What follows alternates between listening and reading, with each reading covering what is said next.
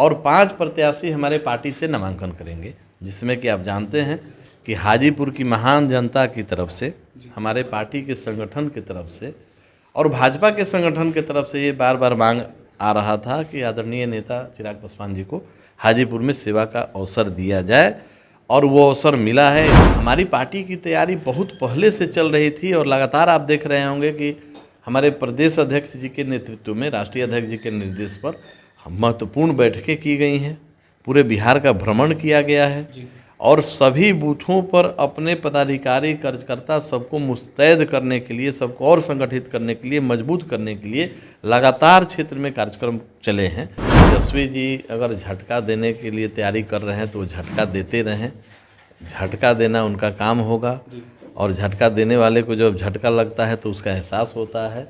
देश में 2024 का लोकसभा चुनाव होना है, ऐसे में जिस तरीके से बिहार में 40 सीटों पर चुनाव होना है, इसको देखते हुए एनडीए ने सीट कहीं ना कहीं क्लियर कर दिया है किसको कितना सीट मिलेगा। देखा जाए तो जो लोक जनशक्ति पार्टी रामविलास है उसको 5 सीट मिला है। ऐसे में कई सारे सवाल उठ रहे हैं कि 5 सीट पे कौन कौन लड़ेगा। ऐसे में कहीं ना कहीं फाइनल है कि हाजीपुर से चिराग पासवान लड़ेंगे और जम्मू से उनके जीजाजी लड़ेंगे। हमारे साथ बात करने के लिए लोक जनशक्ति पार्टी रामविलास के संसदीय बोर्ड के अध्यक्ष हुलास पांडे हैं, जुड़ेंगे, बात करेंगे। हुलास पांडे जी, 5 सीटों पर आप लोग चुनाव लड़ रहे हैं, 2 सीट क्लियर हो गया है, आपके 2 प्रत्याशियों में से चिराग पासवान का नाम आ रहा है, उनके जीजाजी का नाम आ रहा है। ऐसे में 3 सीट जिस तरीके से बच रहे हैं, उस सीट को लेकर कैसी तैयारी है और किनको उतारा जाएगा? सबसे पहले तो आपके चैनल के माध्यम से, अब होली का समय काफ़ी करीब है तो होली की शुभकामना पूरे बिहार और देशवासियों को।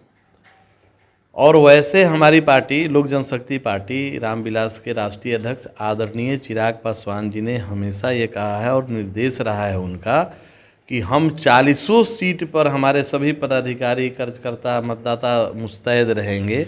एनडीए का जो लक्ष्य है, आदरणीय प्रधानमंत्री नरेंद्र मोदी जी के सपनों को साकार करने के लिए, देश को मजबूत करने के लिए बिहार से 40 के 40 सीट जीतने का जो लक्ष्य है, इसके लिए 40 सीट पर हमारी पार्टी के सभी कार्यकर्ता मुस्तैद रहेंगे और 5 प्रत्याशी हमारे पार्टी से नामांकन करेंगे, जिसमें कि आप जानते हैं कि हाजीपुर की महान जनता की तरफ से, हमारे पार्टी के संगठन की तरफ से और भाजपा के संगठन की तरफ से ये बार बार मांग आ रहा था कि आदरणीय नेता चिराग पासवान जी को हाजीपुर में सेवा का अवसर दिया जाए, और वो अवसर मिला है। इसके लिए हम एनडीए गठबंधन के सभी नेताओं को हृदय से आभार व्यक्त करते हैं और साथ ही साथ जो हाजीपुर की महान जनता ने मन बना रखा है कि हमारे पार्टी के संस्थापक परम, हम लोगों के श्रद्धेय नेता और पद्म भूषण से सम्मानित रामविलास जी का जो जीत का रिकॉर्ड था गिनीज बुक में, उस जीत के अंतर को और बड़ा करने में इस बार जनता अपना सहयोग करेगी, मतदान करेगी, वहाँ कोई लड़ाई नहीं रहेगी और ऐतिहासिक जीत दर्ज कराएंगे हमारे नेता आदरणीय चिराग पासवान जी।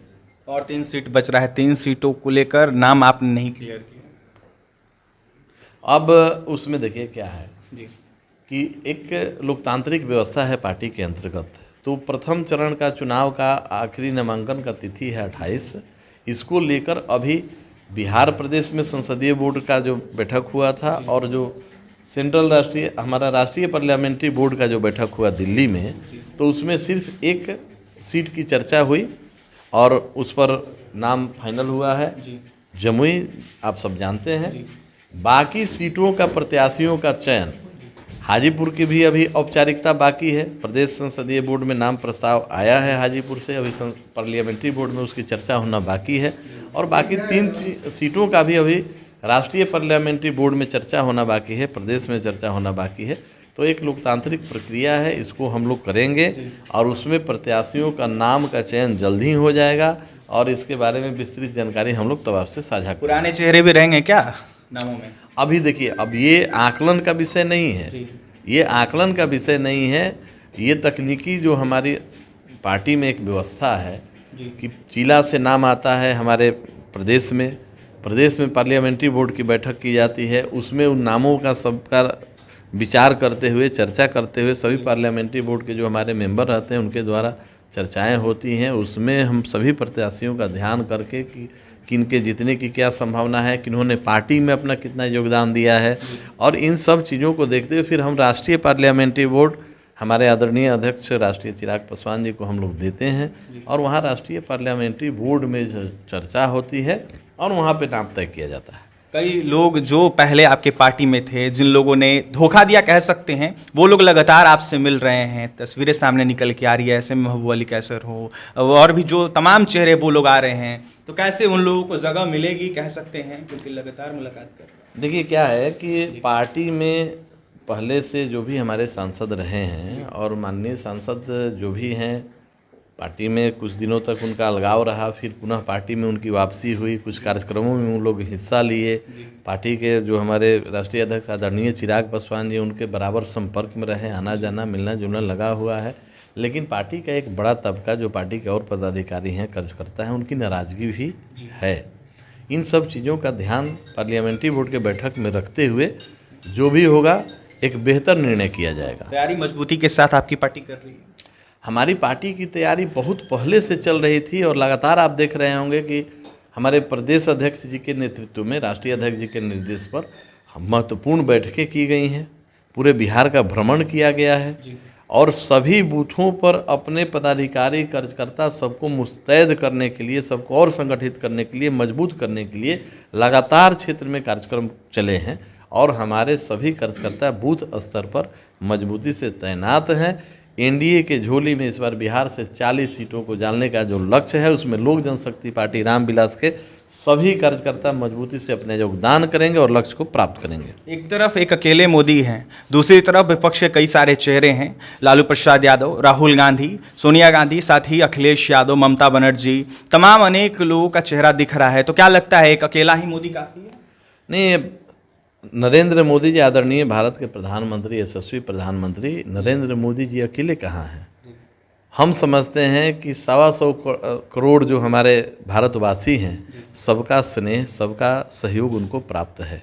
तो नरेंद्र मोदी जी कभी अकेले नहीं हैं। हाँ, विपक्ष ये जरूर भ्रम फैलाता है कि नरेंद्र मोदी जी अकेले हैं। जहाँ 125 करोड़ 140 करोड़ भारतीयों का पूरा उम्मीद और पूरे विश्व का गुरु बनने के राह पर जो भारतवर्ष चल रहा है, आपने देखा होगा कि नरेंद्र मोदी जी के नेतृत्व में भारत ने जो विकास किया है और जो शौर्य प्राप्त किया है, वो पिछले दशक के बाद के अगर आप देखेंगे तो काफ़ी अंतर आपको मिलेगा।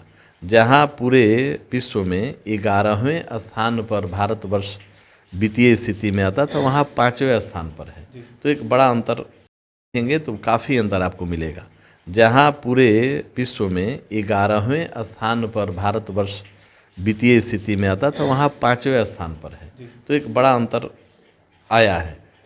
आप क्षेत्रों का विकास देखेंगे, रेलवे का सौंदर्यीकरण देखेंगे, तो सब स्वास्थ्य की व्यवस्था को देखेंगे, आप बिहार को ही देख लीजिए कितने उसकी स्थापना हुई है। तो सब क्षेत्रों में बेहतर काम हुआ है और इस काम को और आगे तेजी से बढ़ाने के लिए पुनः पूरे देश की जनता एक बार नरेंद्र मोदी जी को प्रधानमंत्री के रूप में देखना चाहती है और हम समझते हैं कि इस बार जो जीतों का अंतर होगा, जो सीटों का अंतर होगा, और बढ़ जाएगा और बढ़ जाएगा। बिहार में 40 सीटों पर चुनाव होना है। तेजस्वी यादव तगड़ा झटका देने की तैयारी में लगे हुए हैं, कई सारे लोगों से मिल रहे हैं, महामंथन कर रहे हैं, 24 चुनाव को लेकर काफ़ी ज़्यादा तैयारी कर रहे हैं। देखिए, तेजस्वी जी अगर झटका देने के लिए तैयारी कर रहे हैं तो झटका देते रहें। झटका देना उनका काम होगा और झटका देने वाले को जब झटका लगता है तो उसका एहसास होता है। हमारी पार्टी लोक जनशक्ति पार्टी रामविलास और हमारे राष्ट्रीय अध्यक्ष हमेशा हम लोग पॉजिटिव थिंक में रहते हैं। कैसे बिहार का उन्नति हो, कैसे देश और मजबूती से आगे बढ़े, तो इन सब कामों में, पॉजिटिव कामों में हमारे नेता, हमारी पार्टी, हमारे कार्यकर्ता काम करते हैं। हम लोग झटका के लेने देने में विश्वास नहीं रखते। क्या माना जाए, मोदी लहर चल रही है पूरे देश में? अब देखिए, जो आदरणीय हमारे प्रधानमंत्री नरेंद्र मोदी जी के नेतृत्व में जिस तरीके से काम किया गया है, देश को आगे बढ़ाने में जो उन्होंने लकीर खींची है, इससे सभी वर्गों में, सभी धर्मों में एक उत्साह है और इस उत्साह को निश्चित रूप से ये 2024 की लोकसभा चुनाव में, चाहे वो महिला हो, पुरुष हो, युवा हो, किसान हो, सब लोग आदरणीय नरेंद्र मोदी जी को और हमारे नेता चिराग पासवान जी को मजबूत करने के लिए बिहार में तो वोट करेंगे ही करेंगे, पूरे देश में वोट। अंतिम सवाल रहेगा, हुलास पांडे चुनाव लड़ रहे हैं 2024 का। सभी जगहों पर हमारे सभी पदाधिकारी चुनाव लड़ रहे हैं, लेकिन जहां नामांकन करने की बात है तो नामांकन तो प्रत्याशी करेंगे, और प्रत्याशियों का चयन राष्ट्रीय पार्लियामेंट्री बोर्ड से होता है। और वैसे में हमारा दायित्व है चुनाव लड़ाना, तो अभी तो हम चुनाव लड़ाने की तैयारी में। लड़ रहे हैं कि नहीं? अरे हम क्यों नहीं, हमारे पार्टी के सभी पदाधिकारी चुनाव लड़ रहे हैं, सभी जगहों पे सभी हमारे कार्यकर्ता चुनाव लड़ रहे हैं, सभी हमारे बूथ स्तर के पदाधिकारी चुनाव लड़ रहे हैं। अब हम प्रत्याशी हैं कि नहीं, ये अलग प्रश्न है। देखिए, हमारे साथ बात करने के लिए लोक जनशक्ति पार्टी रामविलास के संसदीय बोर्ड के अध्यक्ष हुलास पांडे थे। 2024 चुनाव को लेकर जिस तरीके से 5 सीट लोक जनशक्ति पार्टी रामविलास को मिला, इसको लेकर अपनी तमाम प्रतिक्रिया देते हुए साफ कह रहे थे कि तैयारी चल रही है और आने वाले समय में देखा जाए तो बिहार हो या फिर पूरे देश हो, पूरे देश में कहीं ना कहीं फिर से एक बार एनडीए की सरकार बनेगी। तो वहीं आपने सुना है क्या कुछ कहते हैं, और भी तमाम खबरों के लिए NBC 24 के साथ बने रहे। बहुत बहुत धन्यवाद।